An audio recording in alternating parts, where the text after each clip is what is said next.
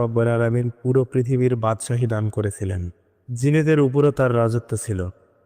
সুলাইমান আলাইহিস সালামের নাম শুনলে জিনেরা ভয়ে থরথর করে কাঁপত। সুলাইমান আলাইহিস সালামের যে কোনো হুকুম জিনেরা অক্ষরে অক্ষরে পালন করত। একদিন সুলাইমান আলাইহিস সালাম আল্লাহকে বললেন, হে আল্লাহ রব্বুল আলামিন, তুমি আমাকে সারা পৃথিবীর বাদশাহী দান করেছ, সেই সাথে নবুয়তি দান করেছ। আমি সুলাইমান একদিন পৃথিবীতে থাকব না। আমার বাদশাহী, আমার সিংহাসন, আমার রাজত্ব কোনো কিছুই থাকবে না। কিন্তু আমি এমন একটি কাজ করে যেতে চাই, যেই কাজের মাধ্যমে কিয়ামত পর্যন্ত পৃথিবীতে যত মুসলমান আসবে তারা আমাকে মনে রাখবে। তোমার পবিত্র ঘর বাইতুল আকসা আমি পুনর্নির্মাণ করতে চাই। আল্লাহ রব্বুল আলামিন অনুমতি দিলেন, হে সুলাইমান, অবশ্যই তুমি তা পুনর্নির্মাণ করবে। অতঃপর আল্লাহ রব্বুল আলামিনের পক্ষ থেকে হুকুম পাওয়ার পর সুলাইমান আলাইহিস সালাম তার মন্ত্রীদের নিয়ে জরুরি সভার আয়োজন করলেন।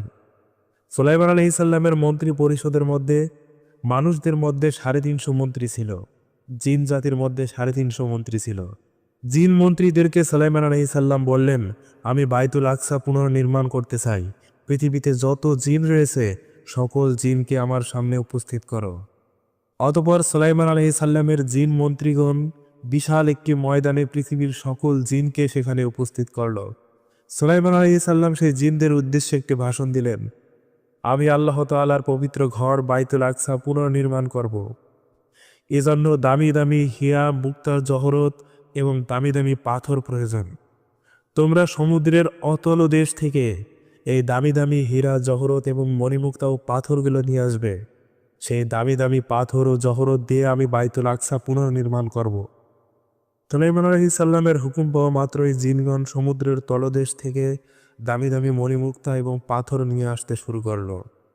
সমুদ্রের তলদেশ থেকে নিয়ে আসা জিনদের এই পাথরগুলো এতই উজ্জ্বল ছিল, বাইতুল আকসার উপর যখন একটি পাথর রাখা হয়েছিল, 16 মাইল পর্যন্ত বনি ইসরায়েলের মহিলাগণ সেই পাথরের আলোয় বসে বসে কাঁথা সেলাই করত।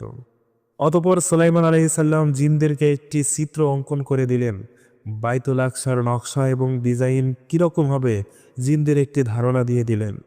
সুলাইমান আলাইহিস সালামের অনুমতি পেয়ে জিনগণ দিন রাত একাধারে কাজ করতে শুরু করল। প্রথমেই সুলাইমান আলাইহিস সালাম জিনদের দ্বারা নিজের জন্য একটি কক্ষ নির্মাণ করে নিলেন।